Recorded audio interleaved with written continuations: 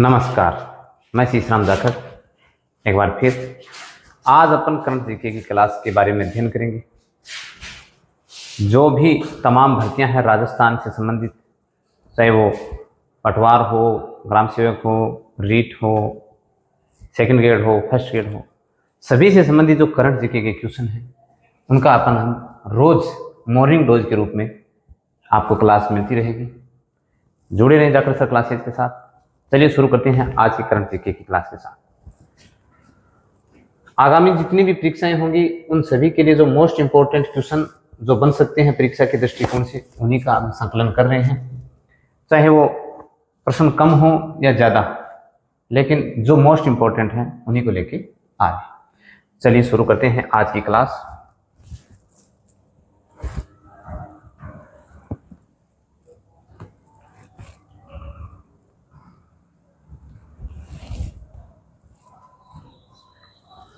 पहला क्वेश्चन, हाल ही में आयोजित पोषण पखवाड़ा, ध्यान रखें 2026, पोषण पखवाड़ा 2026 में कौन सा राज्य पहले स्थान पर रहा? प्रथम स्थान किस राज्य ने हासिल किया? प्रश्न हमारा ये है, पोषण पखवाड़ा। तो आपके सामने है उत्तर। पोषण पखवाड़ा है, वो नाम से ही पता चल रहा है कि क्या है, पोषण से संबंधित है। तो ये अभी 8वां पोषण पखवाड़ा मनाया गया था और इसमें जो प्रथम स्थान है वो हमारे राजस्थान ने प्राप्त किया है। ये 8 अप्रैल से 22 अप्रैल के बीच 8वां पोषण पखवाड़ा मनाया गया। इसका मतलब जो पोषण से संबंधित जो चीजें हैं उनके बारे में उसका सर्वांगीण विकास की दृष्टि से मनाया गया है। देखिए इसके बारे में विशेष जानकारी। कुपोषण को समाप्त करना है और क्या ऐसा है, देखो इसकी आयोजन की तिथि है 8वां पोषण पखवाड़ा 8 अप्रैल से 22 अप्रैल के बीच मनाया गया। ठीक है, 2026 में इसको आयोजित किया गया। कुपोषण को तो समाप्त करना और महिलाओं और बच्चों के स्वास्थ्य में सुधार करना इसका मुख्य उद्देश्य। ठीक है, फिर इसमें क्या है, राजस्थान ने 45 लाख से अधिक गतिविधियों को आयोजित कर इसमें प्रथम स्थान प्राप्त किया है। 45 लाख से ज्यादा अनेक प्रकार की गतिविधियां करके इस पोषण पखवाड़े में प्रथम स्थान हासिल किया है और यह है पोषण अभियान के तहत कार्यक्रम किया गया। अगला क्वेश्चन देखते हैं। जो मोस्ट इंपॉर्टेंट चीजें हैं उन्हीं के साथ चल रहे हैं, फालतू की चीजों पर अपन गौर नहीं करेंगे, आपका भी समय जाया न हो। दूसरा क्वेश्चन ध्यान से देखेंगे कि 7 वर्षीय, ध्यान ये रहे कि देखिए 7 वर्ष कितनी छोटी उम्र है, बहुत विशेष प्रश्न है। जिस तैराक का नाम है ईशान, 7 वर्ष के तैराक ईशान ने पाक स्ट्रेट पार कर भारत और किस देश के बीच नया विश्व रिकॉर्ड बनाया है? पाक जलडमरू की बात हो रही है वहां पर। पाक जलडमरू है वो भारत और किस देश को जोड़ता है? भारत व श्रीलंका को जोड़ता है। भारत व श्रीलंका को जोड़ता है। ईशान ने नया विश्व रिकॉर्ड बनाया है। तो जो विश्व रिकॉर्ड बनाया है वो किसके बीच है? भारत और श्रीलंका के बीच। ठीक है, एक तो ये हो गया। अब ये बच्चा है लगभग 29 किलोमीटर की दूरी इसने तय की है तैर करके उस जलडमरू को पार किया है। छोटी उम्र का ये बहुत बड़ा कारनामा है। तो इससे हमें खेल के अंदर जो एज ए खेल की उपलब्धि है, ये बहुत ही शानदार उपलब्धि है। देखिए इसके बारे में विशेष तथ्यों के साथ चलते हैं। देखो यहाँ आपके सामने दिखाई दे रहा है, ये भारत का मानचित्र है। भारत के नीचे का हिस्सा तमिलनाडु वगैरह, और ये श्रीलंका। ये जो बीच का हिस्सा है ये पाक जलडमरू वाला है। ये इसको पार किया है। भारत के जो तमिलनाडु है और श्रीलंका को अलग करने का काम ये पाक जलडमरू करता है। रिकॉर्ड क्या क्या है? 7 वर्ष का बच्चा है, इसने पार करके खेल जगत के लिए एक प्रकार से बहुत बड़ी उपलब्धि हासिल की है। और ये जो क्षेत्र है वो भौगोलिक दृष्टि से और राजनीतिक दृष्टि से अत्यंत महत्वपूर्ण भी है। पाक जगदम्बे। ये था आपका अगला क्वेश्चन। चलिए अगले क्वेश्चन की ओर चलते हैं। किस देश ने भारत को 14 मिलियन डॉलर मूल्य की 657 प्राचीन और दुर्लभ कलाकृतियां लौटाई? देखिए 657 बहुत बड़ी है। 657 जो प्राचीन हमारी जो दुर्लभ कलाकृतियां थी वो वापस लौटा रहा। कौन सा देश है वो? संयुक्त राज्य अमेरिका। कारण क्या है कि ये जो मूर्तियां थी वो तस्करी करके ले जाई गई थी और इसी कारण वो अब वापस लौटाई जा रही है, जो 2024 से लेकर के 26 तक लौटा दी जाएंगे। 24 से लेकर के कुछ पहले लौटा दी, कुछ अब लौटा रहा है। तो सारी 657 जो प्राचीन हमारी जो कलाकृतियां हैं वो सारी की सारी वापस लौटा रहा है। वो कौन सा देश है? जो संयुक्त राज्य अमेरिका है। इसकी डिटेल में अपन देखते हैं। यहां देखिए 657 तो कलाकृतियां हो गई, ठीक है, और इनकी जो अनुमानित मूल्य है वो है 14 मिलियन डॉलर, यानी इतने रुपए की ये कलाकृतियां हैं, ठीक है।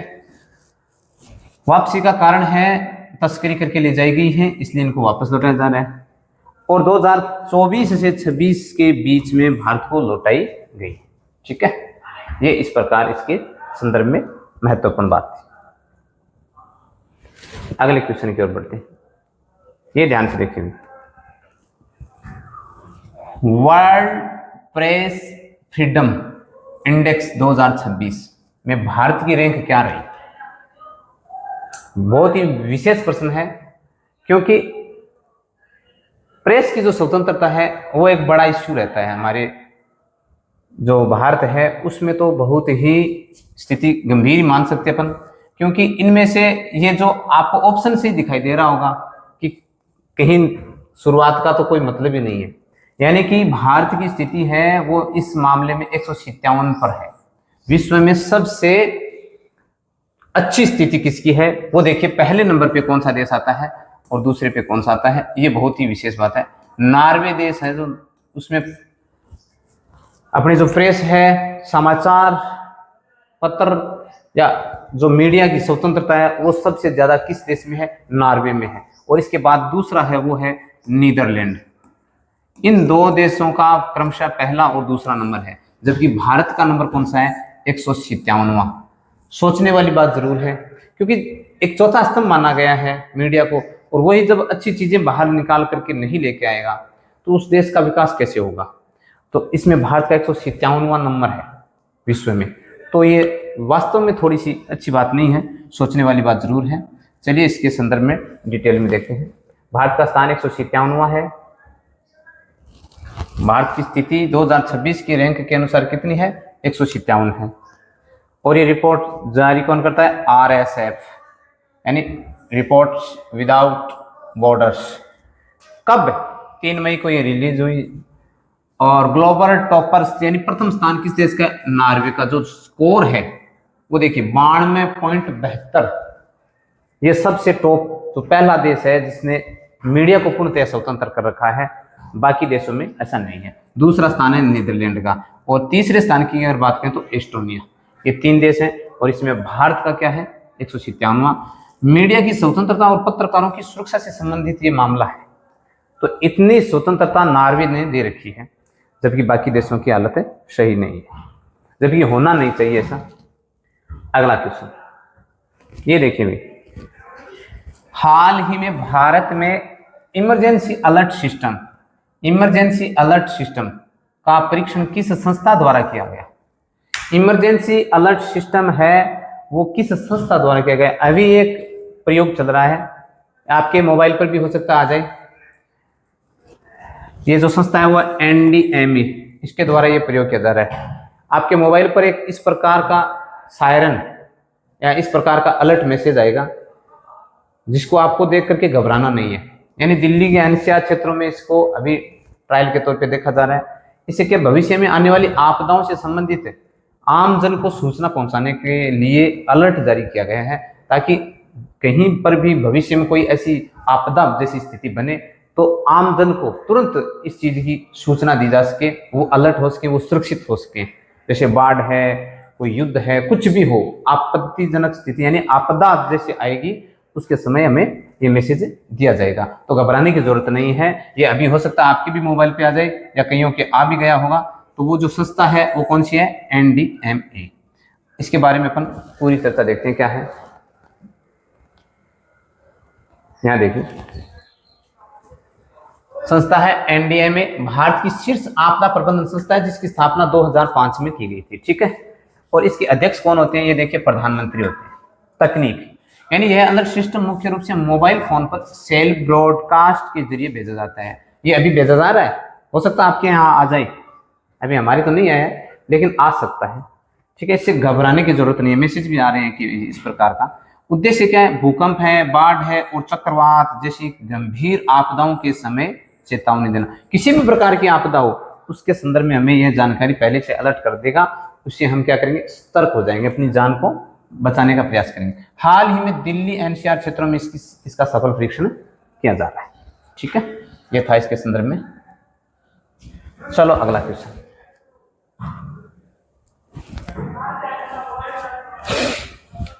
राजस्थान में हाल ही में कौन सा बड़ा स्पोर्ट्स इवेंट आयोजित करने की घोषणा हुई है?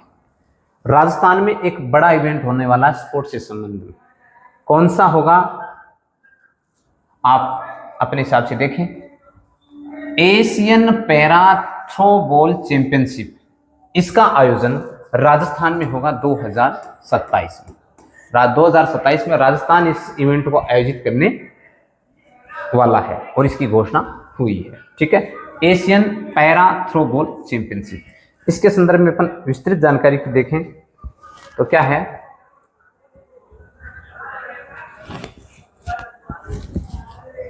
2027 में इसका आयोजित किया जाएगा। अंतरराष्ट्रीय स्तर का है ये प्रोग्राम। और चैंपियनशिप की मेजबानी कौन करेगा? आपका राजस्थान करेगा। इसका उद्देश्य क्या है? खेलों को बढ़ावा देने की दिशा में एक बड़ा कदम है, जिससे राजस्थान के ही नहीं बल्कि पूरे भारत के युवा जो खेल से जुड़े हुए हैं वो आगे बढ़ने का प्रयास करें, अपनी ऊर्जा, अपना शौर्य दमखम वो दिखा सके। यह था आपका खेल से संबंधित। अगला क्वेश्चन देखिए। राजस्थान की पहली हाईटेक पार्क लाइब्रेरी, राजस्थान की पहली हाईटेक पार्क लाइब्रेरी विद्या कुंज, ध्यान रखेंगे भाई, विद्या कुंज लाइब्रेरी का नाम है, कहाँ स्थापित की गई है? यानी किस जिले में स्थापित की गई है? जयपुर, जोधपुर, अलवर, उदयपुर, इनमें से किसी एक में स्थापित की गई है। और इसका उत्तर है आपका अलवर जिला। अलवर जिले में ये हाईटेक पार्क लाइब्रेरी स्थापित की गई है जिसका नाम रखा गया है विद्या कुंज। क्या है इसमें? इसमें बहुत सारी किताबों का संकलन है और एक प्राकृतिक तरीके से पार्क के अंदर ये लाइब्रेरी की गई, जिससे वहां पर आदमी अपनी पढ़ाई भी कर सके, प्रकृति का सौंदर्य भी ले सके। यानी उस माहौल में पढ़ाई करने का एक अच्छा मैसेज दिया है, ताकि वहां पर मन को भी सुकून मिले और साथ ही साथ पढ़ाई भी की जा सके। ये इसके संदर्भ में विशेष तथ्य देखिए। विद्या कुंज इसका नाम है, पहली हाईटेक पार्क लाइब्रेरी, यानी पहली है अभी राजस्थान की, ये पहली है जिसका नाम क्या है? विद्या कुंज और पार्क लाइब्रेरी है। इसे 30 अप्रैल को अलवर जिले में स्थापित किया गया। सुविधाएं क्या है? 5000 से अधिक किताबों का समृद्ध संग्रह इसमें उपलब्ध है और यहीं से आकर के बच्चे पढ़ेंगे। बच्चे हो, बूढ़े हो, बुजुर्ग हो, कोई भी हो, जिसकी इच्छा वो पढ़ेगा। चलिए, राजस्थान रॉयल्स को पहला प्रश्न हमारा खेल से संबंधित है। राजस्थान रॉयल्स को अप्रैल 2026 में किसने खरीदा? देखो, राजस्थान रॉयल्स जो टीम है IPL की, सभी जानते हैं अच्छी तरह, ये टीम है अभी अभी ये 2 बार बिक चुकी है। जैसे ही ये दूसरी बार बिकी है तो इसके संदर्भ में प्रश्न ऑटोमेटिकली ही प्रभावी बन जाता है। तो इसका जो मालिकाना हक है वो किसने प्राप्त किया है, इसके बारे में किसने खरीदा? तो आपके सामने वैसे तो ऑप्शन से ही पता चल रहा है कि जो अमूमन सोचते हैं। देखिए, लक्ष्मी मित्तल, आदित्य मित्तल और आधार पूनावाला, ये इनके मालिक बने हैं IPL राजस्थान रॉयल्स टीम की। इन्होंने 1.65 बिलियन में खरीदा है, ठीक है। लगभग 15,600 करोड़ रुपए में इस टीम को खरीदा है। इसकी वैल्यू जो कि अब तक की सभी टीमों से बड़ी वैल्यू है, ठीक है। तो हाल ही में 2026 में लक्ष्मी मित्तल, आदित्य मित्तल और आधार पूनावाला ने राजस्थान रॉयल्स को खरीदा है। इसके संदर्भ में जो भी जानकारी है अपन थोड़ा देख लेते हैं। 1.65 बिलियन डॉलर में खरीदा है यूएसडी, और भारतीय रुपए में अगर कन्वर्ट करें तो 15,600 करोड़ रुपए इसके बनते हैं। और कौन है? लक्ष्मी मित्तल, आदित्य मित्तल और आधार पूनावाला, ये इसके प्रायोजक हैं, यानी मालिकाना हक वाले हैं। इनके कुछ शेयर हैं, यानी इन तीनों की पार्टनरशिप है, ठीक है। अगला क्वेश्चन देखते हैं।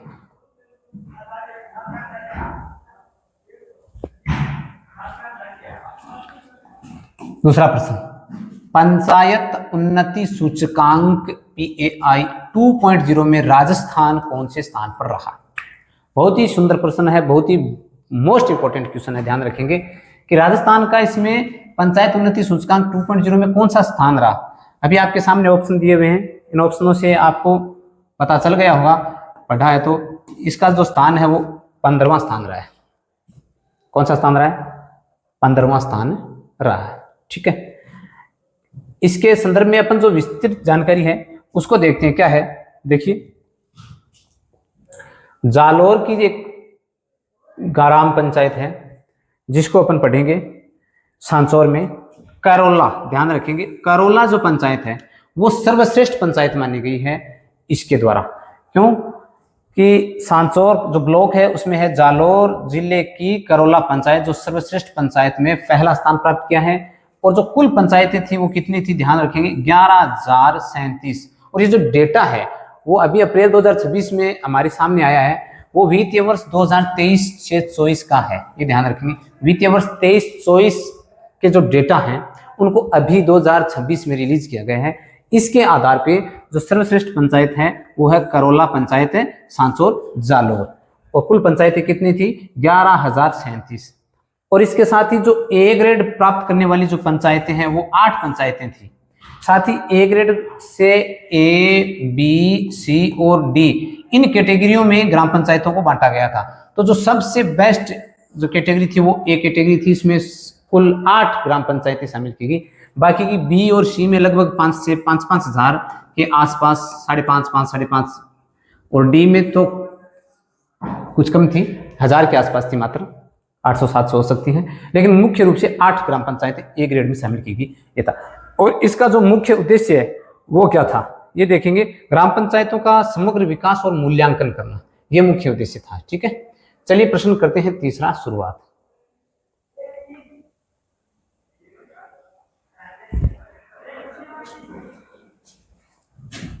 हाल ही में AI रेगुलेशन फ्रेमवर्क 2026 किसके द्वारा लॉन्च किया गया? देखिए, जमाना AI का है, आर्टिफिशियल इंटेलिजेंस का जमाना है। इसके तहत AI को और सुदृढ़ और सुरक्षित बनाने के पर्पज से इन्होंने क्या किया है? AI रेगुलेशन फ्रेमवर्क लॉन्च किया है। वो किसने लॉन्च किया है? तो आपके सामने देखिए ऑप्शन है, इन ऑप्शनों में से आप बता सकते हैं। अगर आपको आ रहा है तो अच्छी बात है, नहीं आ रहा तो देखिए, यूरोपीय जो संघ है, यूरोपीय संगठन या संघ है, उसने AI के ऊपर ये एक रूल रेगुलेशन फ्रेमवर्क तैयार किया है, बनाया है, लॉन्च किया है। वो संघ कौन सा है? यूरोपीय संघ। इसका जो मुख्य उद्देश्य क्या है वो है AI को और सुदृढ़ बनाना, सुगम बनाना और नैतिक उपयोग को बढ़ावा देना, ठीक है। ये देखिए, AI को सुरक्षित बनाना, सुरक्षित तरीके से उपयोग करना और इसके नैतिक उपयोग को बढ़ावा देना, इसका मुख्य उद्देश्य है। और ये यूरोपीय संघ ने इस पे किया है। और अभी हाल ही में AI का जमाना भी है, तो थोड़ा आप भी AI से जुड़ने का प्रयास करें, क्योंकि जमाने के साथ चलना भी जरूरी है, वरना जमाना आगे निकल जाएगा, हम वहीं के वहीं रह जाएंगे। चलिए अगला क्वेश्चन, चौथा क्वेश्चन। उत्तर भारत का पहला मेगा जिंक पार्क राजस्थान में कहां बनाया जाएगा? उत्तर भारत का पहला मेगा, उत्तर भारत का पहला का मतलब तो सीधा सी बात है कि उत्तर भारत में ऐसा कोई है ही नहीं जो सबसे बड़ा है। और वो फिर ऑप्शन के अनुसार देखें तो राजस्थान आ रहा है, तो ये राजस्थान का भी तो अपने आप भी बड़ा हो गया। तो राजस्थान का बोलो चाहे उत्तर भारत का बोलो, राजस्थान का सबसे बड़ा जिंक पार्क कहाँ है? तो ये जो है कांखला भीलवाड़ा, कांखला भीलवाड़ा में ये जिंक पार्क पहला मेगा जिंक पार्क बनाया जाएगा। कहाँ पर? कांखला भीलवाड़ा में। ठीक है। और ये जो है वो संयुक्त तत्वाधान में बनाया जाएगा। किस किस के ये संयुक्त उपक्रम है? एक तो हिंदुस्तान जिंक लिमिटेड के द्वारा और एक जो रिको, रिको आप जानते हैं जो उद्योगों के विकास में जो सहायता राशि है वो रिको के द्वारा ही दी जाती है। तो रिको और हिंदुस्तान जिंक लिमिटेड इन दोनों के संयुक्त तत्वाधान में ये जो बनेगा कांखला भीलवाड़ा में बनाया जाएगा। ठीक है, संयुक्त तत्वाधान में। चलिए अगला क्वेश्चन।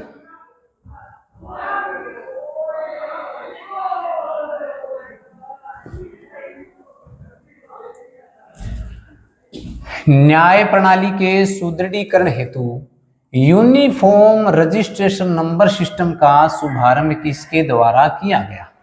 ध्यान से देखेंगे, न्याय प्रणाली के सुदृढ़ीकरण यूनिफॉर्म रजिस्ट्रेशन नंबर सिस्टम का शुभारंभ किसके द्वारा किया गया? देखिए अभी आपको बता देता हूं, इसके सामने जो बी ऑप्शन आपको दिखाई दे रहा है, सूर्यकांत एवं भजनलाल शर्मा। भजनलाल शर्मा हमारे राजस्थान के सीएम है, मुख्यमंत्री हैं, और सूर्यकांत हैं वो CJI chief justice of India. ठीक है, इन दोनों के द्वारा इसका शुभारंभ किया गया। क्या है ये?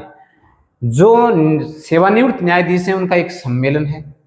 उद्देश्य क्या है कि जो भी कोई भी प्रकार का जो न्याय प्रणाली का जो कार्य है उसको ट्रैकिंग किया जा सके, किस स्तर पे चल रहा है, कहाँ तक इसका निवारण हो चुका है या किस गति से इसका काम हो रहा है, इन सभी के मद्देनजर रखते हुए इस सिस्टम को बनाया गया है और ये शुभारंभ किया गया है। अभी सीजे इनका यानी सूर्यकांत और भजनलाल शर्मा ने इसका शुभारंभ कर दिया है। यहां देखिए आप एक बार कब किया है। देखो सेवानिवृत्त न्यायाधीशों का तो ये सम्मेलन था। मुख्य उद्देश्य यानी न्याय प्रणाली को पारदर्शिता करना, ट्रैकिंग करना, किस स्तर पर कार्य चल रहा है, किस गति से काम हो रहा है या नहीं हो रहा है, तमाम चीजों के लिए इसको बनाया गया। साथ ही कहाँ हुआ? ये जयपुर में आयोजित हुआ, जो संविधान क्लब है इसके अंदर इसका शुभारंभ हुआ। और कब हुआ? 25 से 26 अप्रैल 2026 को हुआ है। ये ध्यान में रखने योग्य बातें हैं। इनसे संदर्भ में इसके अलावा बाहर से प्रश्न आने की कोई संभावना नहीं है। अगर प्रश्न बनेगा तो इन्हीं के अंदर से बन जाएगा। चलिए अगला क्वेश्चन।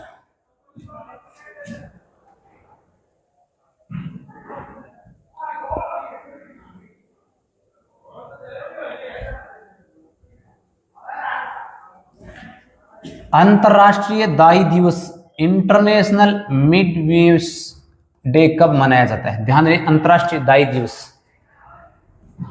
कब मनाया जाता है? 5 मई को मनाया। 5 मई को अंतरराष्ट्रीय दाई दिवस मनाया जाता है। ठीक है। साथ ही यहाँ पर प्रश्न होता है 5 मई को और कौन से दिवस हैं जो मनाए जाते हैं? एक तो अस्थमा दिवस भी मनाया जाता है। साथ ही विश्व हाथ स्वच्छता दिवस भी 5 तारीख को मनाया जाता है। यानी कुल मिला के 3 दिवस हो गए जो मोस्ट इंपोर्टेंट है। एक तो दाई दिवस, एक हाथ स्वच्छता दिवस, विश्व हाथ स्वच्छता दिवस, ठीक है, और एक हो गया अस्थमा दिवस। ये 3 दिवस 5 मई को मनाए जाते हैं। दिवसों से संदर्भ में हमेशा प्रश्न आता है तो ध्यान रखेंगे, अभी जो करंट में जो दिवस चल रहे हैं उनको उसी के अनुसार पढ़ते जाएं, भविष्य में दिक्कतें नहीं आएगी। एक साथ कंफ्यूजन होने की जरूरत नहीं है। देखो, विश्व हाथ स्वच्छता दिवस और विश्व अस्थमा दिवस दोनों 5 मई को मनाए जाते हैं। साथ ही दाई दिवस भी 5 मई को ही मनाया जाता है। यानी कि ये वैसे पहले मंगलवार को भी कहते हैं कि पहले मंगलवार को मनाया जाता है, तो इस बार मंगलवार 5 मई को था, तो इसलिए ये हो गया आपका विश्व हाथ स्वच्छता दिवस और दाई दिवस। अगला प्रश्न, श्वसन स्वास्थ्य से जागरूकता बढ़ाने के संदर्भ में इसका मुख्य उद्देश्य था। और अब पढ़ते हैं अपन अगला क्वेश्चन, जिसका मई 2026 7वां क्वेश्चन हम पढ़ रहे हैं। मई 2026 में राजस्थान सरकार ने जल संरक्षण हेतु किस नए अभियान का आगाज किया है?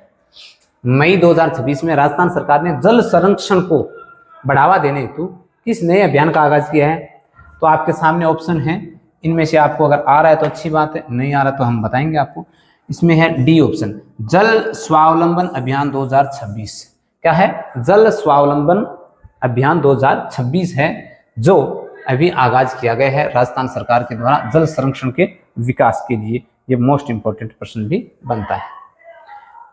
यहाँ देखिए कुछ अन्य फ्लैश न्यूज जिसकी आपकी जानकारी के लिए अच्छी चीज है। पर्यटन यानी टूरिज्म को बढ़ावा देने के लिए क्या किया गया है? रणथंभौर टाइगर रिजर्व में नई इको टूरिज्म सुविधाओं की शुरुआत की गई है। यानी हमारा जो पर्यटन स्थल है उसको बढ़ावा देने के लिए पर्यटन को रणथंभौर का जो टाइगर रिजर्व है उसमें नई इको टूरिज्म सुविधाओं की शुरुआत की गई है। अभी सूजस का प्रकाशन बुलेटिन 3 से 4 मई 2026 के माध्यम से विभागीय योजनाओं की समीक्षा की गई है। और AIIMS जोधपुर प्रोजेक्ट वैज्ञानिक और सैनिक स्कूल चित्तौड़गढ़ TGT अध्यापकों में नियुक्तियां, ये ताज़ा जो चीज़ें हैं वो हैं। साथ ही करंट जीके की क्लास आपको रोज मिलती रहेगी मॉर्निंग डोज के रूप में। हमारे साथ जुड़े रहें। तमाम राजस्थान के संदर्भ में जितनी भी तैयारियां करने वाले बच्चे हैं जाकर सर क्लासेज के साथ जुड़ जाइए। सिलेक्टेड मैटर मिलेगा, कम समय में ज़्यादा चीज़ें मिलेंगी। एक बार जुड़ करके हमारे साथ जरूर देखने का प्रयास करें कि कुछ है या नहीं।